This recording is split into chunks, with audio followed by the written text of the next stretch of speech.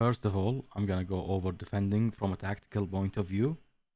I'm gonna discuss the objectives that you need to be doing while you defend, and then we're gonna talk about movement, what buttons you need to be pressing when you're defending. Okay, guys, this is what we want to do every time we don't have the ball. Basically, is gonna we're gonna keep our defensive shape organized. We're gonna set defensive traps, and what I mean by traps is like look at the type of movement that we did with number 9. We're denying the space in the middle, forcing him to go to the wing. This way, we're just making sure that this attack is not going to be dangerous. And notice that every time I press, or you should be pressing with one player, you should always bring him back to his position and then switching, keeping every player in his box. This is the best way to keep your defensive shape. And this is, guys, what we mean by filling the gaps. So as you can see, I just used my CDM to cover for the fullback. They switched. This is me filling the gaps just to keep my defensive structure organized.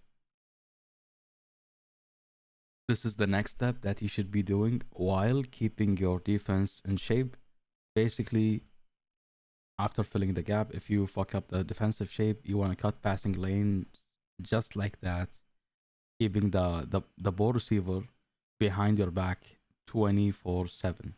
This way, you're gonna corner your opponent, and then you can start applying pressure like a crazy person. But your first job should be, and this is just a simple example, guys. Your first job should be to limit his passing options.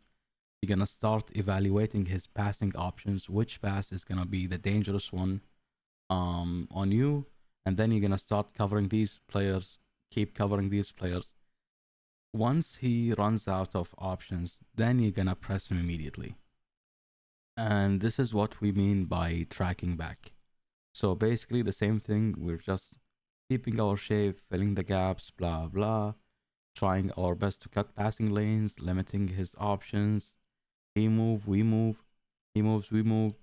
Then once he sends runners behind you, you have to track back and then counter him um using the spaces that he's gonna leave behind him.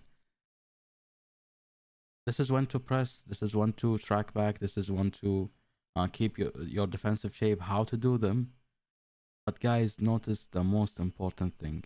The same rules apply to your opponents also. So if you see your opponent fuck up during these 4 objectives, you have to punish him. Once you see him not tracking back your runners or he's not keeping his shape, this is your chance to start punishing him immediately. This is the defense in a nutshell, basically.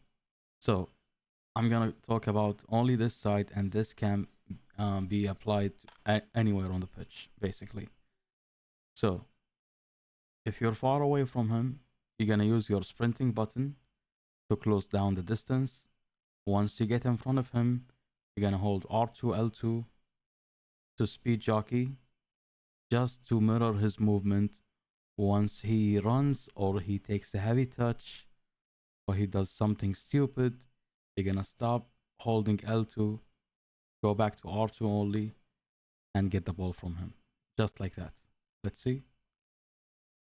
R2. Now R2 L2 mirroring his movement. This is what you want to do. If he doesn't take heavy touches, you cannot get the ball from him. Simply, he can turn around and you're gonna lose number 9, which is one of your defenders. Even though he's a winger, we can use every player to defend. Always remember, guys, your striker is your first defender. If you are behind him or chasing him, just like that, he goes past you, you need to hold the sprinting button, chase him, try to do displacement. And by displacement, I mean basically you want to choose a direction to run towards so you can cut him off. You're going to be much faster. You're going to cover space much faster than him.